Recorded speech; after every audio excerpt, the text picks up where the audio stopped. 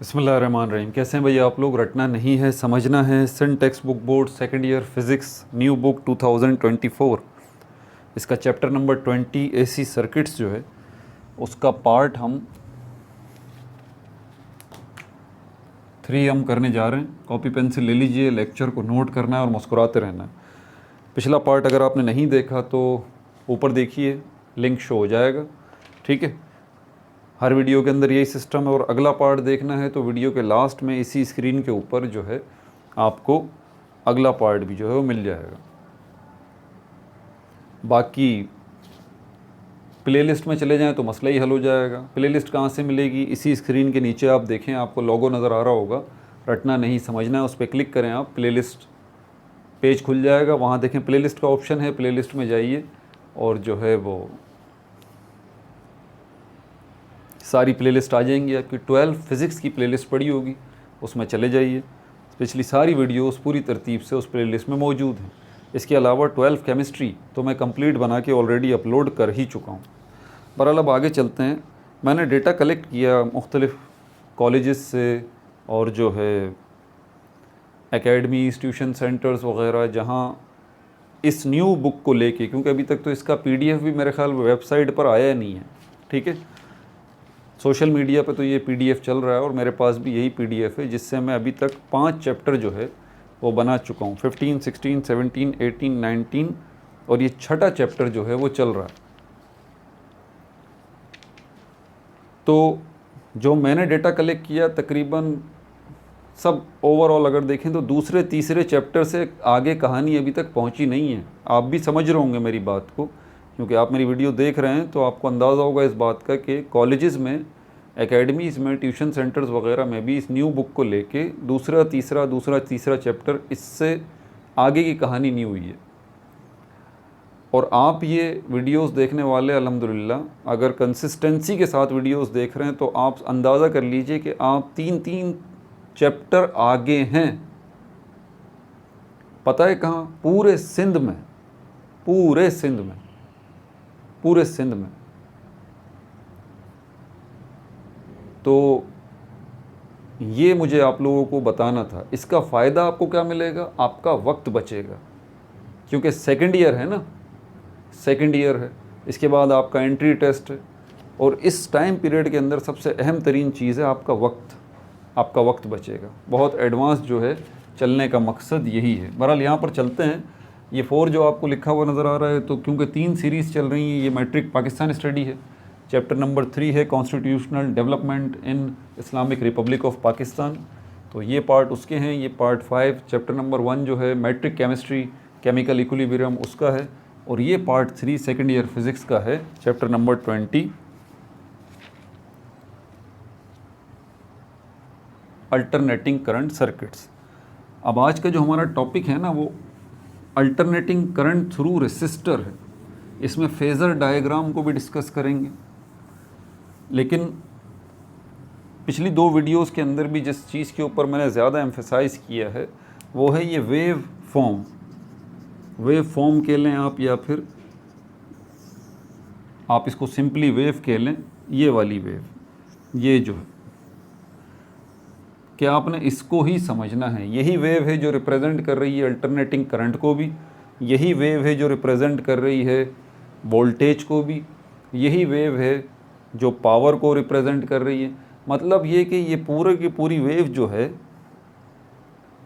ये alternating current quantities जितनी भी आती हैं वो वेव्स की ज़बान में बात होगी। अब वेव की ज़बान में वोल्टेज की बात होगी, अल्टरनेटिंग करंट के वोल्टेज की बात होगी, वेव की ज़बान में होगी। करंट की बात होगी, वेव की ज़बान में होगी। ये मैंने पिछली वीडियोस में आपको बताया। अल्टरनेटिंग करंट क्योंकि डायरेक्शन चेंज करता है अपनी, डायरेक्ट करंट नहीं करता, तो इसमें कौन सी डायरेक्शन चेंज हो रही है? ये पॉजिटिव डायरेक्शन है, यहाँ तक, यहाँ से यहाँ तक। अल्टरनेटिंग करंट की ये नेगेटिव डायरेक्शन है, ठीक है। समझ आ गई बात आप? उसके बाद फिर पिछले पार्ट में मैंने आपको बताया था कि इसी वेव फॉर्म से आगे बढ़ के हमने क्या देखा था? हमने ये देखा था कि इन्हीं अल्टरनेटिंग करंट क्वांटिटीज़ को, वोल्टेज को, alternating current voltage, alternating current power, electromotive force. इसको अब आप इस वेव फॉर्म के अलावा एक और कैटेगरी, एक और चीज़ से रिप्रेजेंट करते हैं और वो है वेक्टर्स। वेक्टर्स, और वेक्टर्स आपको पता है कैसे होते हैं, ये एरो किया है ना आप लोगों ने, मैट्रिक में भी किया है। वेक्टर से आप बड़े अच्छे तरीके से वाकिफ़ हैं, शक्ल तो याद ही होगी अगर भले कॉन्सेप्ट क्लियर ना हो। तो ये वेक्टर्स की ज़बान में बात होगी, इस बात को जहन में रखिएगा। ये पहले ही मैंने बता दिया क्योंकि अब जब मैं इसकी एक्सप्लेनेशन दूंगा तो यहाँ पर ये वेक्टर भी आपके सामने आएगा, ठीक है, और ये इस किस्म का डायग्राम भी आपके सामने आएगा, ताकि आप समझ जाएं जब वेव को कहा जा रहा है कि यही वेव जो है वो आपका अल्टरनेटिंग करंट है, यही वेव आपका वोल्टेज है, यही वेव जो है वो आपका इलेक्ट्रोमोटिव फोर्स है, सब कुछ यही है। तो फिर हमारे पास जो है इसके अंदर इस एम्पलीट्यूड को भी समझना ज़रूरी है, फ्रीक्वेंसी को भी समझना ज़रूरी है, टाइम पीरियड को भी समझना ज़रूरी है। ये टर्म्स भी मैं पिछली वीडियो में एक्सप्लेन कर चुका हूँ। बहरहाल अब जो हमारा टॉपिक है उसकी तरफ चलते हैं। AC alternating current through resistor, एक ये टॉपिक है, ठीक है। इसको हम देखेंगे अल्टरनेटिंग करंट थ्रू रेसिस्टर। और इसी से कनेक्टेड दूसरा जो टॉपिक है वो है phase diagram of resistive circuit. दूसरा टॉपिक है phasor diagram, phasor diagram, phasor diagram, phasor diagram of resistive circuit, of resistive circuit. ये दो टॉपिक हैं जो कि अभी हम देखते हैं। टू द पॉइंट कॉन्सेप्ट क्या है इसका? टू द पॉइंट कॉन्सेप्ट इसका ये है, पहले वाला जो टॉपिक है alternating current through resistor, alternating current through resistor, इसके नाम से ही देख लीजिए आप। मतलब क्या है कि अल्टरनेटिंग करंट ऐसे सर्किट में फ्लो कर रहा है जिसमें रेसिस्टर लगा हुआ है। जैसे कि यहाँ से यहाँ चलिए आप, ठीक है, ये रेसिस्टर लगा हुआ, ये लगा हुआ रेसिस्टर जिसको R से रिप्रेजेंट कहते हैं। ये पॉजिटिव हो गया, ये नेगेटिव हो गया। इलेक्ट्रिक करंट यहाँ से यहाँ पर आ रहा है, अल्टरनेटिंग करंट AC जो है यहाँ से यहाँ पर आ रहा है और यहाँ तक पहुँच रहा है। तो अल्टरनेटिंग करंट जो है इसकी क्या पोजीशन है, वोल्टेज की क्या पोजीशन है, पावर की क्या पोजीशन है, और जैसे ही ये अल्टरनेटिंग करंट इस रेसिस्टर में से गुज़रता है तो इस रेसिस्टर में से गुज़रते हुए इस अल्टरनेटिंग करंट की क्या पोजीशन है, इसके वोल्टेज की क्या पोजीशन है, इसके पावर की क्या पोजीशन है, और इसके अलावा इस अल्टरनेटिंग करंट से रिलेटेड और दूसरी जो चीज़ें हैं उनकी क्या पोजीशन है, क्या कोई फ़र्क पड़ रहा है या नहीं फ़र्क पड़ रहा? जी फ़र्क पड़ रहा है। ये रेसिस्टर जो है वो रेसिस्टेंस क्रिएट करता है। रेसिस्टेंस का उर्दू में मतलब होता है मुज़ाहिमत। मुज़ाहिमत का मतलब ये होता है कि आपको आगे बढ़ने से रोकने वाली रुकावट, जो आपको आगे नहीं बढ़ने देना चाह रही। ये रेसिस्टर जो है ये इस करंट को आगे नहीं बढ़ने देगा, इसको रोकने की कोशिश करेगा, ठीक है। मतलब करंट आगे चला तो जाएगा लेकिन जब इस रेसिस्टर में से गुजरेगा तो करंट की वो मिकदार नहीं रहेगी जो कि यहाँ पर है, वोल्टेज की वो मिकदार नहीं रहेगी जो कि यहाँ पर है, पावर की वो मिकदार नहीं रहेगी जो कि यहाँ पर है। यहाँ तक पहुँचते हुए करंट, पावर, वोल्टेज वो ज़्यादा मिकदार में होंगे, और जैसे ही वोल्टेज में से गुजरेंगे यहाँ पर आएंगे, करंट, पावर, वोल्टेज इनकी मिकदार घट जाएगी, कम हो जाएगी। तो हमारे पास अल्टरनेटिंग करंट के हवाले से कोई इक्वेशन मौजूद है? जी बिल्कुल मौजूद है। उस इक्वेशन को भी हम देखेंगे, वोल्टेज के लिए भी और करंट के लिए भी और पावर के लिए। जब अल्टरनेटिंग करंट को वास्ता पड़ेगा एक रेसिस्टर से, तो ये कॉन्सेप्ट लेने के बाद फिर phasor diagram of resistive circuit, इसके डायग्राम को भी डिस्कस करेंगे। और ये डायग्राम फेज़र डायग्राम जो है वो कहलाता है। ये तो मैं जब ही बताऊंगा ये फेज़र क्या है, पिछली वीडियो में वैसे बता दिया था, दोबारा बता दूंगा, ठीक है भाई। तो आगे चलते हैं। अब इसके हवाले से कॉन्सेप्ट आपको मिल गया, ठीक है। कॉन्सेप्ट बड़ा आसान सही है। अल्टरनेटिंग करंट जो है एक ऐसे सर्किट में से गुजरेगा जिसमें रेसिस्टेंस लगी हुई है, रेसिस्टेंस मौजूद है, तो क्या फ़र्क पड़ रहा है इक्वेशंस में नई इक्वेशन जो बनेगी इससे रिलेटेड क्या बनेगी, यही हम डिस्कस करने जा रहे हैं इसमें। ठीक है, इसके नोट्स ले लेते हैं, फिर इसके डायग्राम की तरफ हम चलेंगे। ठीक है भाई, वॉट सबसे पहले है क्या, ये वाला टॉपिक है। ठीक है भाई, ये वाला टॉपिक है अल्टरनेटिंग करंट थ्रू रेसिस्टर। इसमें कह रहा है flow of alternating current through a resistor, flow of alternating current through a resistor. To the point क्या मकसद है कि अल्टरनेटिंग करंट जो है इसको हम डिस्कस करने जा रहे हैं, जो कि फ्लो कर रहा है रेसिस्टर में से। इसका सेटअप क्या होगा, सेटअप जो है इसका इंतज़ाम कैसे किया जाएगा। इसके लिए आपको चाहिए current having, circuit having R resistor, एक सर्किट आपको चाहिए। ठीक है, हैविंग जिसमें रेसिस्टर लगा हुआ हो, रेसिस्टर आर जो है वो लगा हुआ हो। ठीक है, हैविंग वोल्टेज, और इस करंट का वोल्टेज जो है, वोल्टेज को ब्रैकेट में मैंने वी से कर दिया। अच्छा ठीक है, तो ऐसा सेटअप क्या करना है आपको, एक ऐसा सर्किट लगाना है, ऐसा सर्किट डिज़ाइन करें जिसके अंदर रेसिस्टर आर जो है वो लगा हुआ हो, और इसके अंदर जो है वो करंट जो फ्लो कर रहा हो उसका वोल्टेज भी हो। ठीक है, और अल्टरनेटिंग करंट हो, अल्टरनेटिंग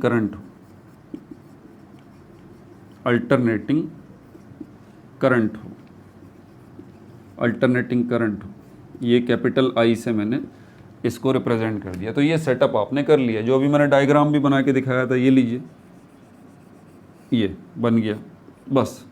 ठीक है भाई, तो ये सेटअप हो गया। अब ये सेटअप जब आपने कर दिया तो अब क्या होगा, प्रोसेस होगा। प्रोसेस में क्या होगा, अभी लिख देता हूँ, प्रोसेस क्या होगा। अब प्रोसेस ये होगा, voltage induce oscillatory motion of force electron. Voltage जो है इसमें क्या करेगा, वोल्टेज V जो है, ठीक है, वो क्या करेगा, इंड्यूसेस ऑसिलेटरी मोशन, वो पैदा करेगा ऑसिलेटरी मोशन, इंड्यूसेस ऑसिलेटरी यानी कि वाइब्रेटरी मोशन जो है वो पैदा करेगा इलेक्ट्रॉन्स के अंदर। Oscillatory motion, oscillatory motion, oscillatory motion of force electron, oscillatory motion of force electron. ठीक है भाई, विदिन रेसिस्टर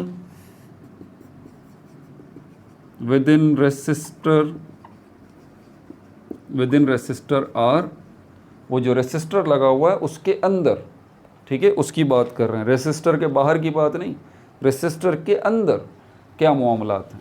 ठीक है भाई, हैविंग अल्टरनेट करंट, हैविंग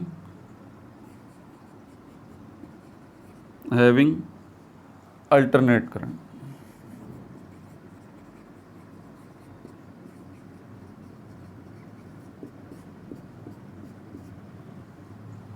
तो करंट जैसे ही फ्लो करेगा उस रेसिस्टर के अंदर से, तो उस रेसिस्टर के अंदर जो इलेक्ट्रॉन्स हैं उनकी हरकत कैसी हो जाएगी, उनका मोशन कैसा हो जाएगा, ऑसिलेटरी मोशन, वाइब्रेटरी मोशन।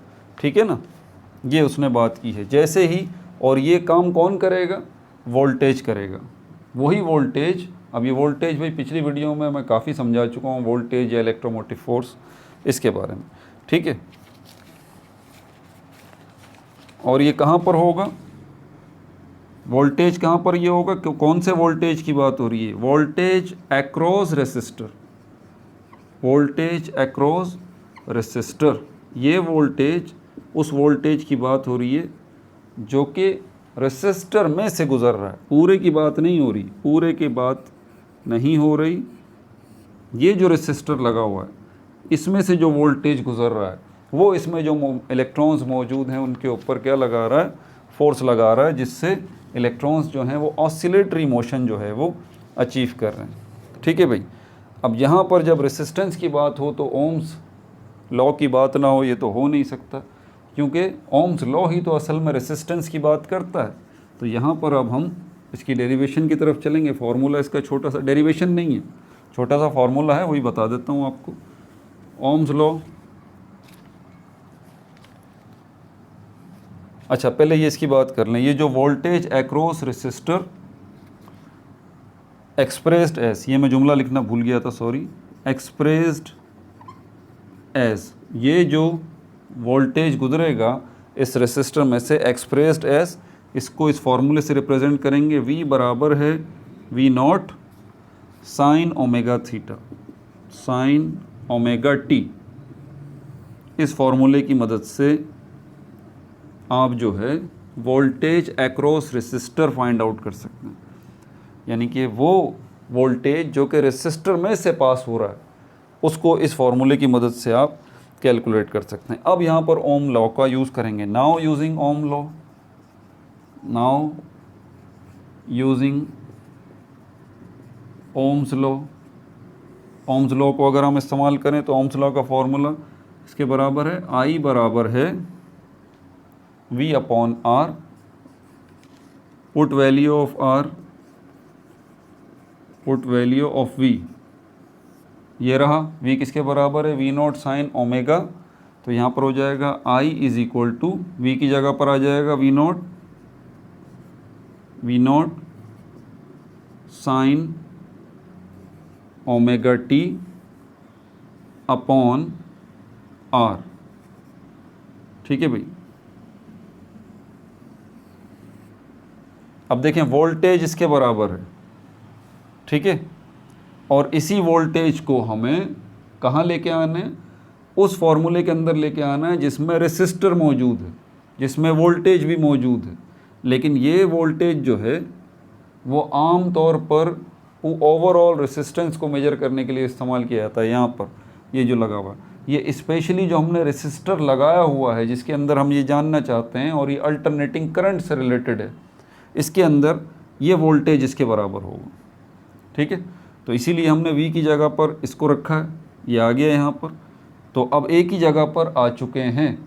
ये I करंट को रिप्रेजेंट कर रहा है, V naught sine omega theta ये रिप्रेजेंट कर रहा है वोल्टेज को, और R जो है रेसिस्टेंस को। अब पूरे सर्किट की बात नहीं कर रहे आप, ठीक है, पूरे सर्किट की बात नहीं कर रहे, सिर्फ रेसिस्टेंस जहाँ पर लगी हुई है आप उसके करंट की बात कर रहे हैं, उसके वोल्टेज की बात कर रहे हैं, उसकी रेसिस्टेंस की बात कर रहे हैं।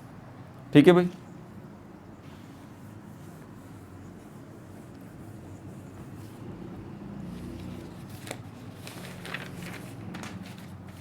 अच्छा, minimum value of current, maximum value of current, यहाँ पर क्या है, मैक्सिमम वैल्यू ऑफ करंट जो है,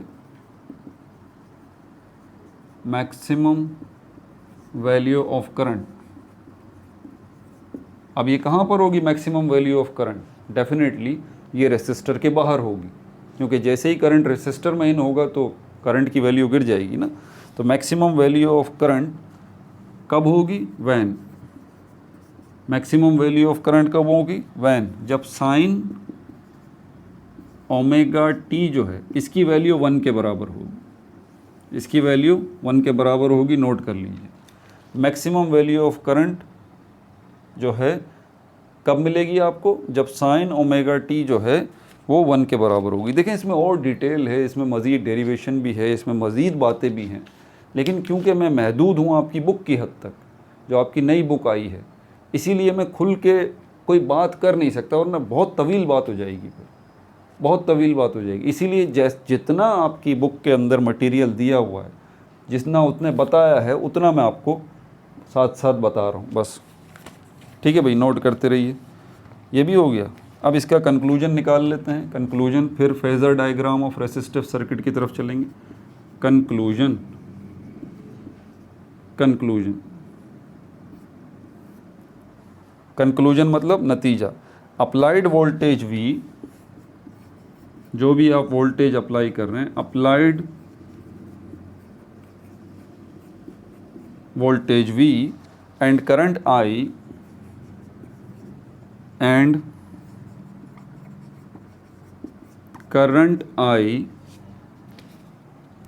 are in phase, ये इन फेज़ हैं। अब पिछली वीडियो अगर जिन बच्चों ने देखी होगी उनको तो फ़ौरन क्लिक का हो गया होगा कि ये इन फेज़ का क्या मतलब है। ये देखें, इसका ये मतलब है, ये एक वेव जा रही है, किसको रिप्रेजेंट कर रही है? वोल्टेज को। इसी के साथ ये दूसरी वेव जा रही है, अब इसी के ऊपर मुझे बनानी पड़ेगी, इसी के ऊपर दूसरी वेव बनानी पड़ेगी, लेकिन फ़र्क दिखाने के लिए सिर्फ यहाँ तक दिखा दूँ। ये दूसरी वेव जा रही है करंट की, ये दूसरी वेव जा रही है करंट की। जब दोनों वेव्स जो हैं, दोनों वेव्स, इनका एम्पलीट्यूड सेम हो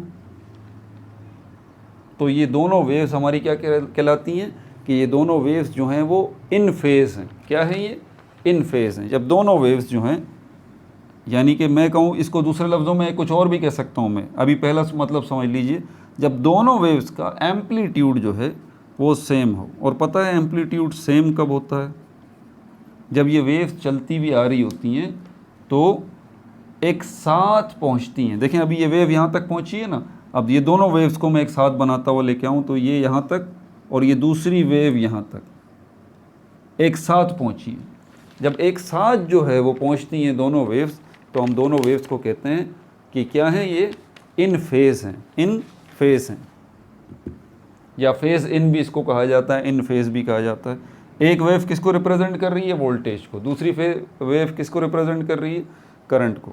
ठीक है, तो कंक्लूजन क्या है? Applied voltage V and current I are in phase. ठीक है भाई, अब इसका डेमोन्स्ट्रेशन भी देख लेते हैं, इन दोनों का demonstration of voltage and current I। यही है वोल्टेज और करंट I का डेमोन्स्ट्रेशन जो हम देख रहे हैं वो इस डायग्राम में देख रहे हैं।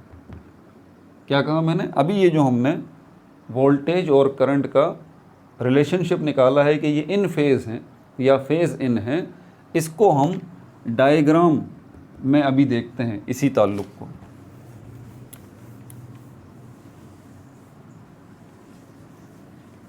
अब ये दूसरा टॉपिक यहाँ से कंटिन्यू हो रहा है।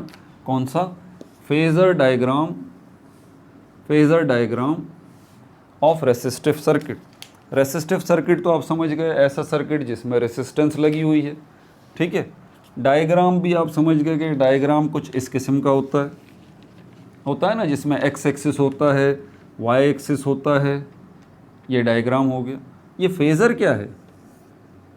फेज़र क्या है? तो फेज़र को मैंने पिछली वीडियो में एक्सप्लेन किया था, यहाँ पर भी आप ज़रा सुन लीजिए। फेज़र किसको कहा जाता है? Representation of two alternating quantities. Representation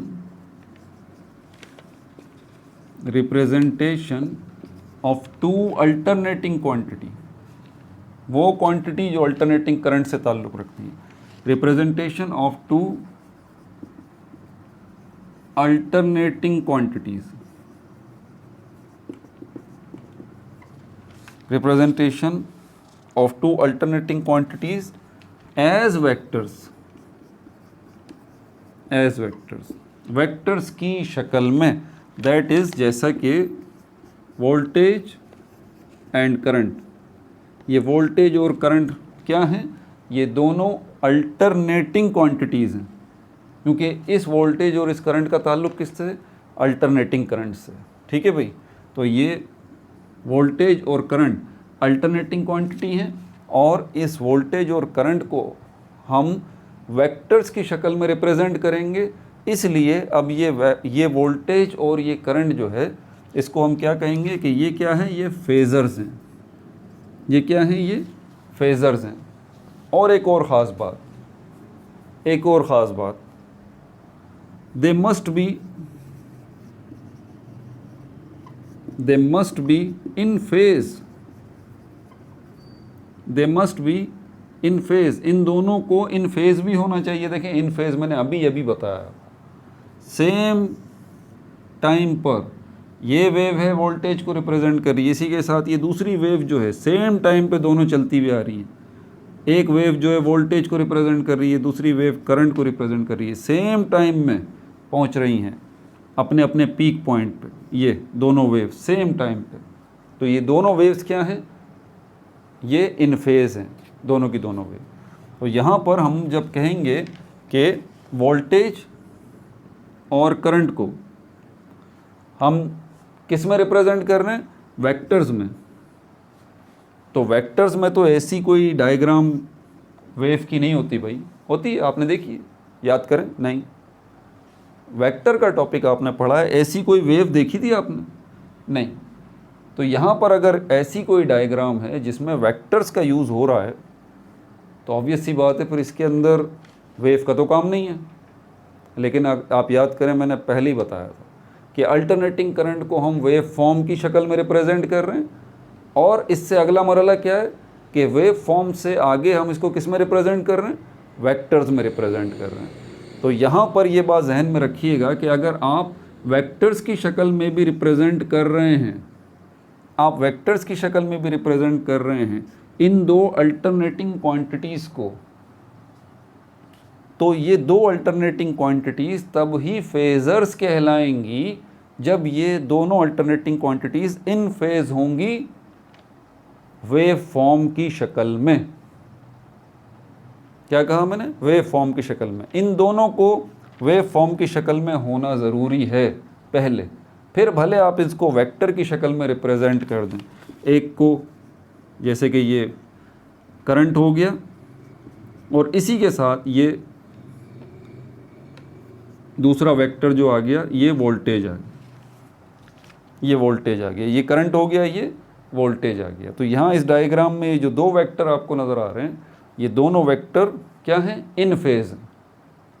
इसीलिए ये दोनों वेक्टर्स जो हैं इनको हम क्या कहेंगे, फेजर्स। इन दोनों वेक्टर्स को हम क्या कहेंगे, फेजर्स, जब ये करंट और ये वोल्टेज जो है क्या है, इन फेज है। ठीक है भाई। तो फेजर्स क्या है, representation of two alternating quantities as vectors. दो अल्टरनेटिंग क्वांटिटीज़ को आप रिप्रेजेंट कर रहे हैं वेक्टर्स की शक्ल में, लेकिन ये दोनों जो अल्टरनेटिंग क्वांटिटीज़ हैं दे मस्ट बी इन फेज, कि इनका इन फेज पहले होना ज़रूरी है, तब आप इनको वेक्टर्स की मदद से रिप्रेजेंट कर रहे हैं। तो ये क्या कहलाएंगे, अब फेजर्स कहलाएंगे। ठीक हो गया भाई, आगे चलें। अब इस डेफिनेशन, इसका नाम क्या है, phasor diagram. Phasor diagram of resistive circuit. अब आपको समझ में आया कि हम इस डायग्राम को फेजर डायग्राम क्यों कह रहे हैं। ये मैं आपके सामने बना भी देता हूँ फेजर डायग्राम, ये रहा, वैसे बना चुका हूँ, दोबारा बना देता हूँ। ये देखिए, ये जो पहले आपको नज़र आ रहा है ये करंट है, और इसी के साथ क्योंकि इन फेज़ है वोल्टेज, तो इसी के साथ यहाँ पर ये आपको नज़र आ रहा है वोल्टेज। ठीक है भाई। और ये जो वोल्टेज है ये भी रेसिस्टर से मुताल्लिक है, इसके साथ भी कैपिटल आर आ जाएगा। ये जो करंट है ये भी रेसिस्टर से मुताल्लिक है, इसके साथ भी आर आ जाएगा। तो ये है सिर्फ दोनों वेक्टर्स जो कि फेजर्स भी हैं, दोनों वेक्टर्स जो कि फेजर्स भी हैं, एक डायग्राम की शक्ल में आपको नज़र आ रहे हैं। इसी डायग्राम को इसलिए कहा जाएगा फेज़र डायग्राम। ये मैं बार बार इसीलिए समझा रहा हूँ क्योंकि आगे अभी और टॉपिक्स आएंगे कई वीडियोस के अंदर, ये फेज़र डायग्राम बार बार रिपीट होगी, बार बार रिपीट होगी, इसलिए इसको अच्छे से ज़रा आप समझ लें। ठीक है भाई। तो ये रही फेज़र डायग्राम, और ये जो है आपके सामने ये ओमेगा टी आ रहा है, ये वेलोसिटी को रिप्रेजेंट कर रहा है। ओमेगा टी जो है वो वेलोसिटी को रिप्रेजेंट कर रहा है। अब इसके पॉइंट्स नोट कर लीजिए आप। पॉइंट्स क्या हैं इसके, यहाँ पर जो करंट होगा, current flowing through resistor, current flowing through resistor, current flowing through resistor, इसको हम क्या बोलते हैं, आई कैपिटल और आर कैपिटल, लेकिन स्मॉल साइज में। दूसरी जो चीज़ है यहाँ पर हमारे पास voltage across resistor, voltage across resistor, इसको हम रिप्रेजेंट करते हैं कैपिटल V और कैपिटल R, लेकिन स्मॉल साइज में। अब जैसे ही ये होगा, क्योंकि ये सब कुछ जो हो रहा है किस में हो रहा है, रेसिस्टर में हो रहा है। दोनों वेव्स इन फेज़ हैं, दोनों वेव्स इन फेज़ हैं, दोनों वेव्स फेज़र हैं। दोनों वेव्स किसको रिप्रेजेंट कर रही हैं, एक वेव करंट को, दूसरी वेव वोल्टेज को, और ये दोनों वेव्स इन फेज़ हैं, एक ही टाइम पर पहुंच रही हैं एक जगह से दूसरी जगह, रेसिस्टर के अंदर से भी। तो यहाँ पर जो पावर लॉस होगा, रेसिस्टर में पावर लॉस होता है ना भाई, इलेक्ट्रिकल पावर जो है वो कम हो जाती है, रेसिस्टर का काम ही ये है, ठीक है, बिजली की मिकदार को कम कर देता है। तो यहाँ पर पावर लॉस जो होगा, पावर लॉस, इसको कैलकुलेट करने के दो फार्मूलाज हैं। Power loss of AC current, alternating current as it passes, जैसे कि ये पास होता है across resistor R, across resistor R is heat loss, is heat loss. तो ये पावर जो है वो in the form of heat, power loss of alternating current as it passes across resistance in the form of heat, in the form of heat, heat की शक्ल में उस power का लॉस हो जाएगा।